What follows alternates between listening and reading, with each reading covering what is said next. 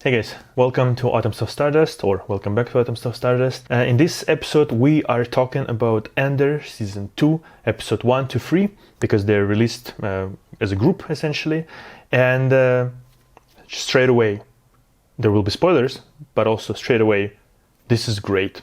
This is great. By the way, I'm wearing this shirt with A. This is for Avengers apparently, but let's pretend that this A stands for Andor. Alright, let's jump into review and spoiler alert. So, you've been warned. Today is 25th of April 2025, and I just want to preface that several of my previous recent sort of reviews were kind of critical, but like I've mentioned in them that I don't want to be a film critic or TV show critic. I am an enjoyer of the art form. So this episode is going to be just about enjoying and gushing over the show, gushing over the characters and how Tony Gilroy wrote everything, because it's all beautiful, it's all great. And yeah, I'm just a happy guy right now. It's great. It exceeded, or at least like met my expectations. So it's great. It's great. Let's talk about it. Straight away, it's amazing. So far, so good. Previous video I released was about The Last of Us Season 2, and well, that was, if not a shit show, just a very disappointing watch so far. While in the meantime, Andor is delivering amazingly. Like, I released a video a few weeks ago about the fact that based on trailers, I was kind of worried a little bit about the vibe of the series, about like everything really. But I have to say, just like those trailer houses that are creating trailers for these projects, they're just doing a fucking terrible job, to be honest. Because they didn't represent the feel of like, as far as I understand, it's gonna be like, 3 episodes, then 3 episodes, then 3 episodes, and that's it. Or maybe 12 episodes, I'm not really sure. But in any case, it's like either a third or 25% of the series was released already, and the feel of this was nothing like in the trailers. And I'm happy. I'm so happy after watching that pathetic garbage, how they treated male characters in The Last of Us. This is such a revelation, such a breath of fresh air. So let's just go through it, let's just gush over it, because it's amazing. Tony Gilroy is a great screenwriter, great writer, because he delivered like a really nice 3 episodes so far. I don't know how it's gonna end. I mean, we kind of know how it ends, because it ends in like Rogue One and the death of the characters essentially, but everything sort of leading up to it, it's a journey right now. It's a journey right now. So there are sort of several kind of storylines going on, and in the first episode we're still in sort of TIE fighter. Then there's like the wedding going on, or like the preparations, things like that. We also have this Dedra character, and wherever sort of imperial machinations that are ongoing, and it's all just like, it is so well balanced. It's so interesting, even though they spend like, I think like maybe a little too much time on all of this like weddings and all of that kind of shenanigans. But in any case, like, it's pleasant to watch all of that. The decorations, the sets, like everything looks so amazing. Like I spotted one shot, I'll put it on the screen right now, where CGI kind of building was, I feel like it kind of was missing sort of contact shadows or something like that. That's why it kind of looked a little off. The rest of like all the visual effects, special effects, sets, everything looks so fantastic. Like those shots when they're flying in a TIE fighter, and as if there's like a mounted camera, like a car camera essentially, mounted on it, and it's like flying for some stuff, like debris, like, shooting stuff, boom, boom, that kind of, I know I'm describing it as if like I'm fucking 5 years old, but it really, like, it's such a joyful experience after watching that dreadful Last of Us. Like, it's just so good. And what's even better is that they wrote characters sort of in a decent manner, in a nice manner. Right? Like, they wrote characters, or I don't know if it was just Tony Gilroy writing the team, or he wrote the characters in a very sort of honest way. Okay, so we have this, our wonderful pilot, Cassian, right? He steals the TIE fighter, or tries at least to steal it. But he doesn't know how to fly it, because it's like either a newer model or whatever, right? Or because it's a TIE fighter, he doesn't really know how to fly it. And first like seconds we get like this comedy, because the first season was also like, there were like, it's so dark, it's like really dark, but in the darkness they found like some humor. And those like moments of laughter, like maybe sometimes nervous laughter, maybe it's like, oh shit, like things don't go, as planned. And here things don't go as planned. But He's not a Joel. He doesn't just roll over and fucking dies. He's a character who's resourceful, he's kind of smart-witted, whatever. So he's like, okay, I will try this, I will try that, like buttons, whatever. I'll figure it out. And he figures it out. There's, just a few more setbacks, but eventually he figures it out. But again, like, it is in his character, right? Like, he's not like super amazing, sort of superhero type of like a character. No, but he's resourceful, he's smart, he figures it out, even if things don't go as planned. So like, this is such a beautiful thing to watch. Like, this is so amazing because that's how characters should be, to be honest, in my opinion. That's how you do them justice, essentially, in my view anyway. And one more thing about characters, like this Dedra character, Denise Gauff, don't know really how to pronounce it, sorry. Dedra Mira, the character, is this blonde lady. She plays her so nice. Guys, she plays her so nicely. This is beautiful. Like, this is a beautiful portrayal, and in general, it's just in this series, there's beautiful portrayal of women on screen as well, and the interaction between men and women as well. But in particular about this Dedra character, she is like, you can feel like there are people like that in real life. I know, for example, that like in school I had a headmaster, the director of the whole school essentially, right? Who would be a person like that, who is like this ruthless kind of a woman, and sort of quite straightforward, and like, very sort of reserved in her like facial expressions, but here and there like some kind of a cheeky whatever expression sort of bubbles to the surface, but like she's always like sharp thinking, whatever, you know what I mean? There are people like that even in your life, I'm pretty sure, who you would see this Dedra character is like, oh, okay, I know kind of a woman like that. And that's so beautiful. Like, she's smart, she does the machinations, but she's like very careful about all of that, and it's like beautiful portrayal, beautiful. Then there was this scene with Big's character where essentially like imperial sort of officers show up on this like farm planet essentially, and there's also kind of interesting stuff how they talk about the immigration. This is interesting how show incorporated exactly what's going on in America right now. That the character, the officer, is saying essentially that, I forgot the name, I don't remember the names that well.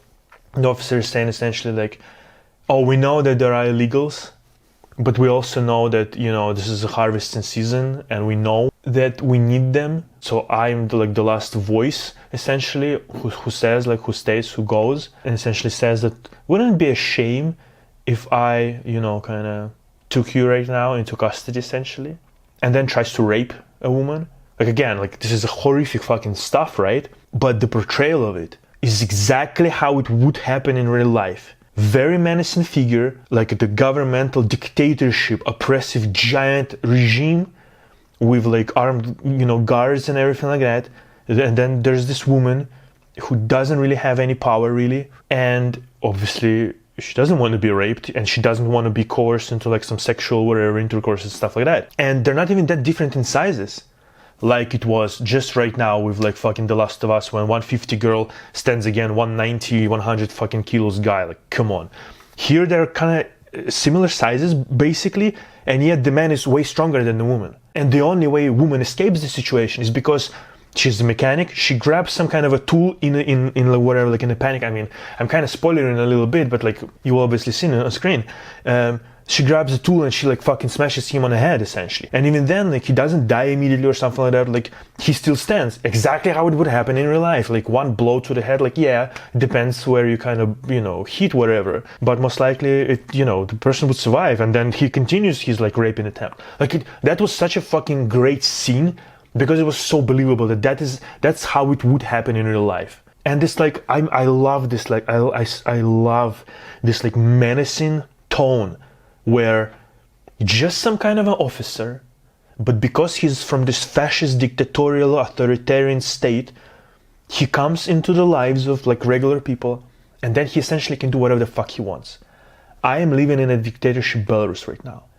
I feel this dread and this like fear when I see like whatever, like police people or whatever the fuck, basically all the time. And so I understand this feeling, I don't know, like, probably more than anybody else, really. unless you are as well living in a, you know, some kind of a fucking dictatorship state or just a completely failed state. You understand this power dynamic where if some people with guns whatever come to your life, you know, it's like it's really hard for you to get out of that situation. And even in this situation, she barely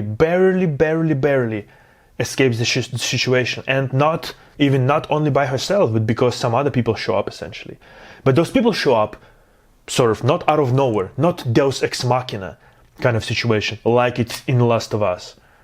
No, like it all set up like properly, here and there placed strategically sort of characters, and why characters were in a particular place before, and why, you know, they ended up sort of together, sort of joining in one, you know, place and time at a particular place and time. It's all set up strategically, and it's like figures on a chessboard. They're all strategically sort of moving to create this moment, like the ending of this season 2, episode 3 essentially. But yeah, it's so beautiful, and that like, and the intercut with this like last sort of, you know, dance scene like at the wedding, stuff like that. It's done so like I love it. I was dreading.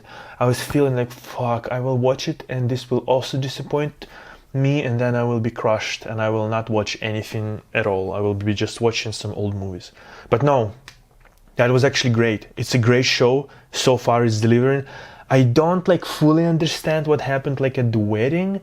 I need to rewatch it like more carefully, because one thing, like one negative about all of it is that characters are speaking very quietly. Like, yeah, I understand that they're actually like whispering, you know, to each other, but I wish like the dialogue would be raised like 3 decibels or something like that, because it's kind of hard to hear what they're saying. And also maybe because I kind of forgot a little bit season 1 and like the machinations like and everything that happened like at the end of the season.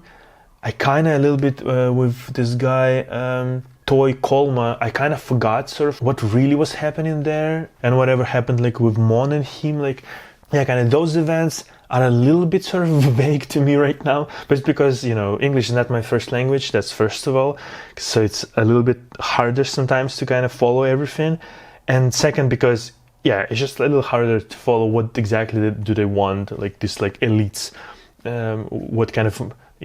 what kind of schemes they're trying to create there. But even leaving that aside, once again, like I'm saying, like everything is shot beautifully, costumes are amazing, you know, like sets are amazing, visual effects, everything is amazing apart from one scene. And yeah, it's just such a joy to watch. It is such a joy to watch. So yeah, like if you've been waiting for Andor season 2, please go and watch it right now, because it's amazing. It's great. Even this whole situation with Cassian, where he steals TIE Fighter, but then like he goes to this other planet where like he either needs to like give TIE Fighter to another, you know, pilot or whatever, or just meet, you know, another person, and then suddenly he gets into this like ambush kind of a thing. It's like, it kind of feels like we're kind of stalling a little bit, but then at the same time, again, like with this guy Cassian, right, like things never go to plan. And it's like how he gets out of those situations is what defines him as a character, right? And here you can see like that he's trying, like, you know, and it's just, and even that scene kind of, it's a little silly. It's like a little kind of a Pirates of the Caribbean kind of a thing, I have to say. Like gang of the scoundrels kind of, and they're like, you know, kind of fighting even amongst each other a little bit, and then they split up, whatever, right? Like all of that stuff. It's kind of, I have to say, it's a little silly. But the show doesn't really take itself like absolutely 100% like super serious. There are moments, like there are silly moments in the show, and it's beautiful, it's great like that. I mean, don't get me wrong, it takes itself quite serious because it's a quite serious sort of topic, just in general, sort of fighting the giant oppressive fascist government in like in a small way, like how like a smaller group of like rebellion could. But there are moments in the show, like the silly moments, and I love it for that. It's great. Even in those moments, like how Cassian escapes at the end, because he knows the ship, because I'm assuming that that was his ship or the ship that he arrived there essentially with. He knows where like the hidden sort of, you know, hidden storages are, so he could get, you know, like a gun essentially by the end.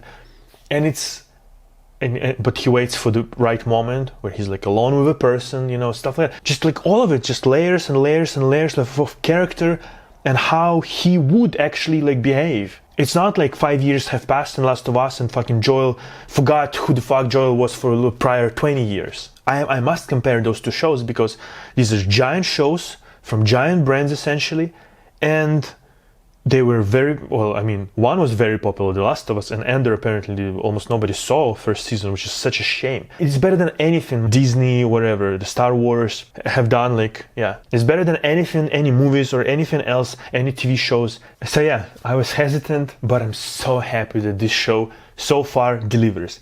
I don't know where it goes from here, but so far, everything. I literally can't say, like, you hear me, right? Like the only thing that I'm thinking like, kind of, I don't know about that. It's the volume of the dialogue. That's it. And one CGI shot. That's it. I'm happy again. All right. So I highly recommend everybody to just go and watch the show. Give a good review. Leave like a good, like IMDb, Metacritic, wherever, like everywhere, a good review because this show deserves it. This is like, so far, like these 3 episodes, this is 9 out of 10 for me. This is the show that I would actually sit down and rewatch, you know, half a year later. So far. Maybe not 9, maybe like 8 out of 10. Because, you know, like it could have been a little bit more actiony, whatever. But everything, at least like in terms of like characters and how I would think they would behave based on what we've seen before from the characters in the show, everything tracks. Everything is perfect, the same, like, good. Good fucking job, Tony Gilroy. Well fucking done. Good job. Thank you very much for not ruining. Great show. And I think I've listened Script Notes podcast with John August and Craig Mazin. I forgot the episode number. I'll put it on the screen. With Tony Gilroy. And he was saying that, no, like, this is the end. We set up the show and we knew where we end and kind of we know kind of to go with this like groups of 3 episodes essentially to kind of give you this like of a kind of a movie-like experience with its own kind of an arc. And apparently we will be jumping time as far as I understand. So like this event happened, then like, you know, I guess a couple year or a year or whatever will pass, and then we'll have another arc and then another arc, something like that. As far as I remember, I need to go and re-listen to that episode. But yeah, and by the way, I really encourage you to go listen to that episode as well, because it's a good one. And yeah, like overall, great show. Absolute cinema.